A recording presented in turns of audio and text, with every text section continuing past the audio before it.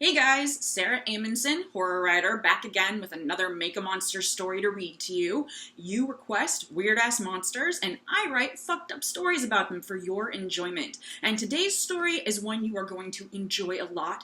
It is the perfect ending to the year. It is the New Year's monster, and I wouldn't go making any New Year's resolutions just yet if I were you.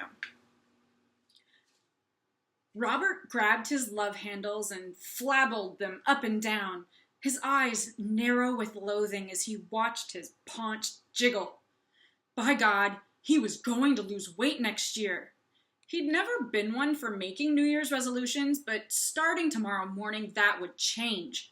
January 1st would mark the beginning of his unwavering, disciplined journey into a land of smaller pants and bigger self-esteem. He sucked in his gut. His shoulders sagged with dismay. How could he actually look fatter when he was sucking it all in? Much, much fatter. Massively fatter. Robert would have cried out in alarm, but his rapidly ballooning cheeks squeezed his lips together into a kissy caricature of a fish mouth. The only noise he could produce was a pitiful glub.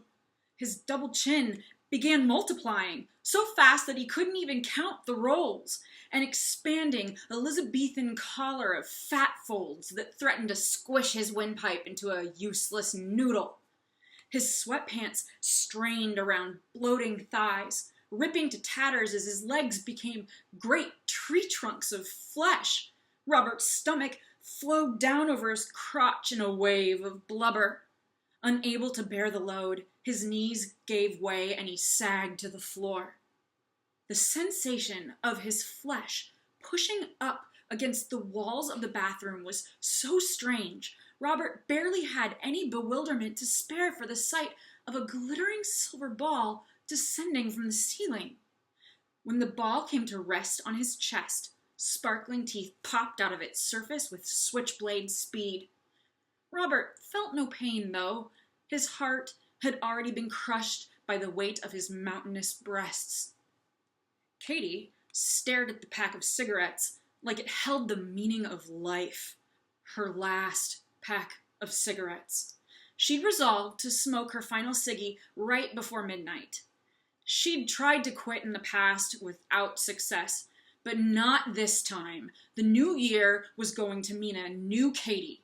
A Katie who didn't hack up nasty shit every morning. A Katie who wasn't beholden to cravings. A Katie who didn't get lectured by her mom during every weekly phone call. Thinking about her nagging mother gave Katie a burst of extra motivation. Hell, maybe she'd quit right now.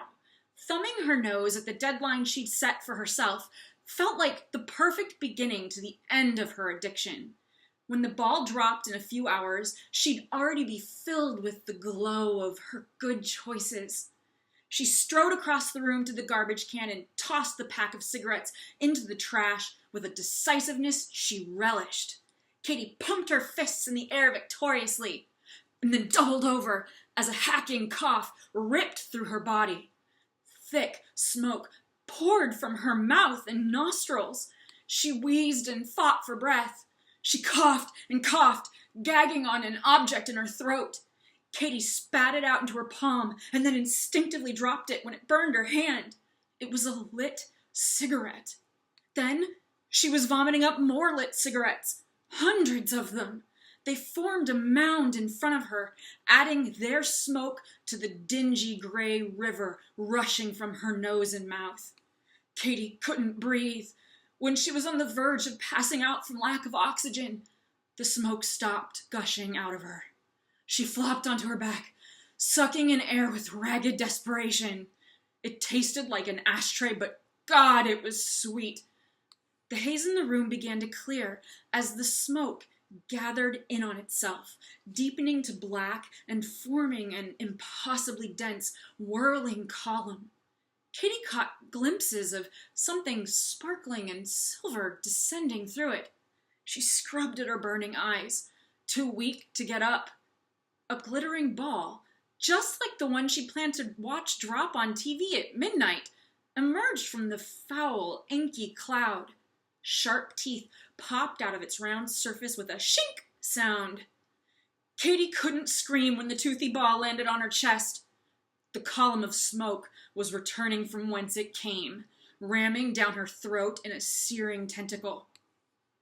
Marco was going to be more organized. He'd always been messy. Sometimes he felt as if a cloud of clutter surrounded him, like the dirt nebula that swirled around Pigpen from Charlie Brown.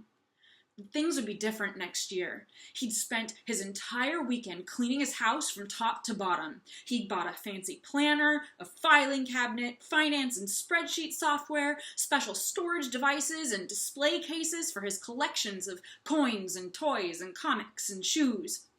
When the stroke of midnight came, it would be greeted by a better Marco. A Marco who lived among pristine and gleaming surfaces. A Marco who mapped out his expenditures and budget with the loving precision of a cartographer. A Marco whose clothing was always tidy thanks to an expensive closet organizer. Marco admired his living room, brimming with pride. It was spick and span for the first time since he'd moved in. He spun in a slow circle, relishing the sight of so many spotless surfaces, and frowned. A messy heap of files sat on his couch, files he could have sworn he'd already tucked away in his new filing cabinet. After a beat, the frown turned into a rueful grin and a shake of his head. He'd done so much vigorous cleaning in the past 48 hours, he was addled from exhaustion. There were probably other things he'd missed too. He bent over and scooped up the files, turning around to march them off to their new home. They immediately slid from his arms, without him even realizing it, as he stared in stupefaction at the sloppy stacks of overstuffed boxes that now filled his living room. "What the fuck?" he croaked. He rubbed his face with hands perfumed by the sharp scent of the tile cleaner he'd used to scrub down every inch of his bathroom. Was he hallucinating? Had he inhaled too many fumes from cleaning products? Something brushed his legs. He yanked his hands away from his face, a startled squeal shooting out of his mouth. The boxes had multiplied and brought some friends. Comics and clothing and action figures formed tangled mounds around his feet. No, he babbled as the piles around him grew, new items popping to the surface and then disappearing into the undulating mass of belongings. Dishes, video game consoles, tools from his garage, picture frames, books, exercise equipment. Fountains of papers and receipts spurted into the air. Marco tried to flee, but there was nowhere to run. The hills were almost as tall as he was, teetering precariously. He stumbled into one, and it collapsed on top of him. Before another swell of stuff. So much stuff. Why did he own so much stuff? Washed over him and buried him entirely, Marco saw a glittering silver ball drop from the ceiling. The sphere spun and whirred, its teeth chewing a path through the drifts of crap, burrowing through Marco's belongings effortlessly, and then into his flesh. Happy New Year! Thank you so much for watching.